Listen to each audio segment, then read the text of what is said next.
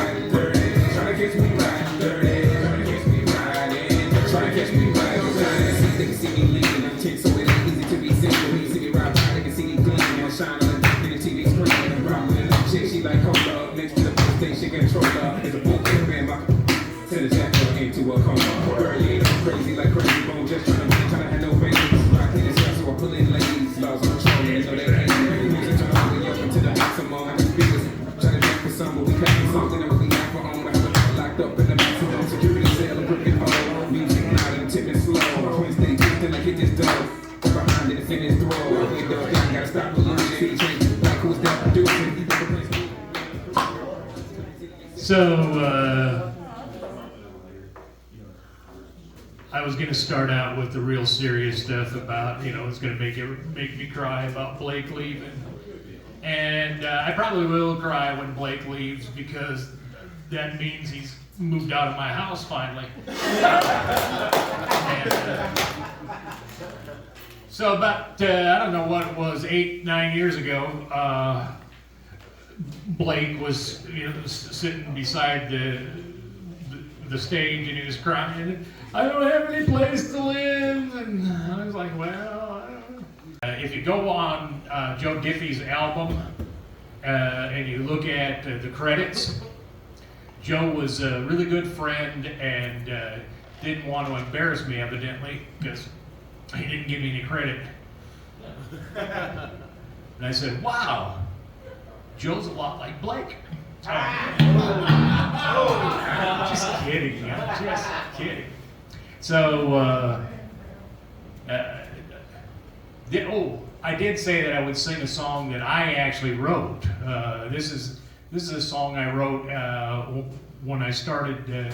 My legs gave out to the place where I started living life in a wheelchair, and this is a song I wrote for that. I got friends, yeah, who roll places, and we get all the best parking spaces. Okay, maybe that's not. Oh, here's a song that my mom wrote when she was in prison. I'm kidding, she didn't write it. Her cellmate did. It's a song called Breakout. It's a song my mom wrote with her cellmate in prison.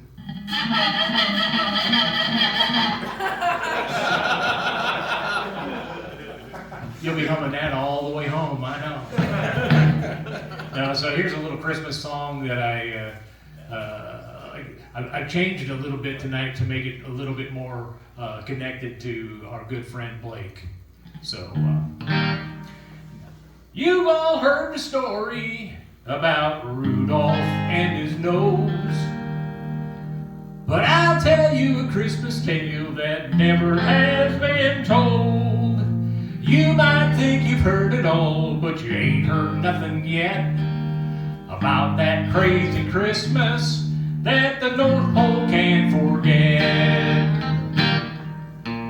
Well, Rudolph was under the weather, so he had to call in sick. He got on the horn to his cousin Vernon, who lived out in the sticks. He said, Santa's really counting on me, and I hate to pass the buck. Vernon said, hey, I'm on my way, and he jumped in his pickup truck. Yeah. Well, when Vernon got to the North Pole, all the reindeer snickered and laughed. They'd never seen a deer in overalls or a John Deere tractor hat. Well, Santa stepped in and said, just calm down, we've all got a lot to do. And like it or not, Vernon's in charge, and he's gonna be leading you. And it was Vernon, the redneck reindeer, to the front of the sleigh. He was delivering toys to all the good old boys and girls along the way. He's just a down-home party animal, stepping across the sky. With a Dixie yell and a jingle bell, he made history that night. Well, before the night was over, Vernon had changed their tune. He had them scooting a hoof on every single roof to the light of a neon moon. Santa wrapped his bag in a Dixie flag. He was having the time of his life. You could hear him yell, "Merry Christmas, y'all, and to all of y'all a good night." And it was Vernon, the redneck reindeer, to the front of the sleigh. He was delivering toys to all the good old boys and girls along the way.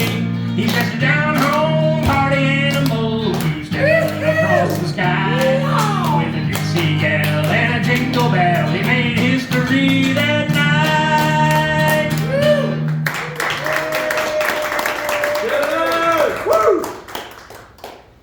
So that was my tribute to Vernon Blake Wilbur Hensforth Champlin the 14th.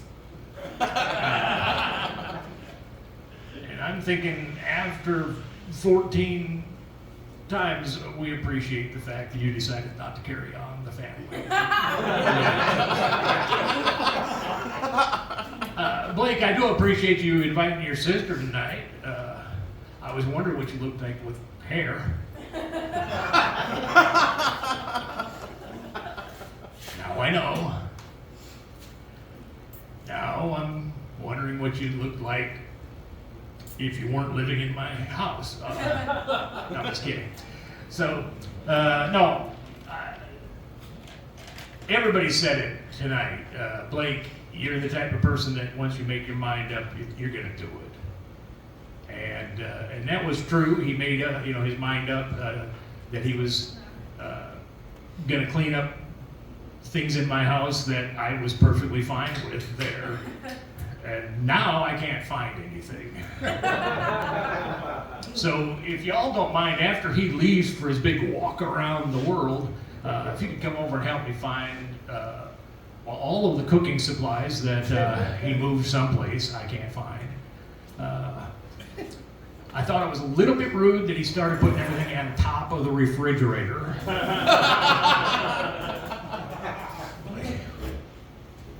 Thanks, Blake. I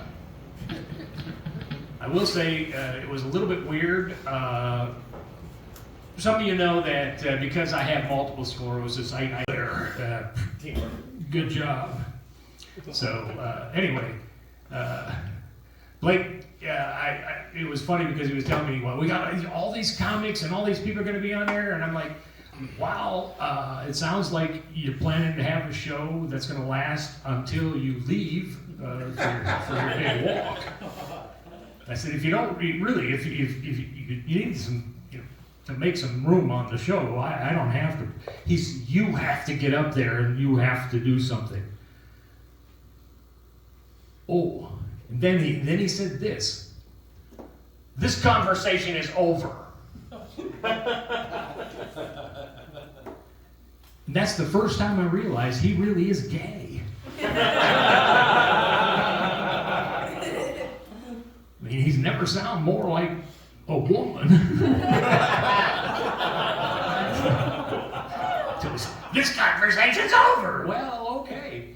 So anyway, Blake, please stay as long as you want. If you're thinking that like after midnight tonight would be a good time to be all you want. All right, so I'm gonna get down off the stage. I'm gonna put my guitar away, and then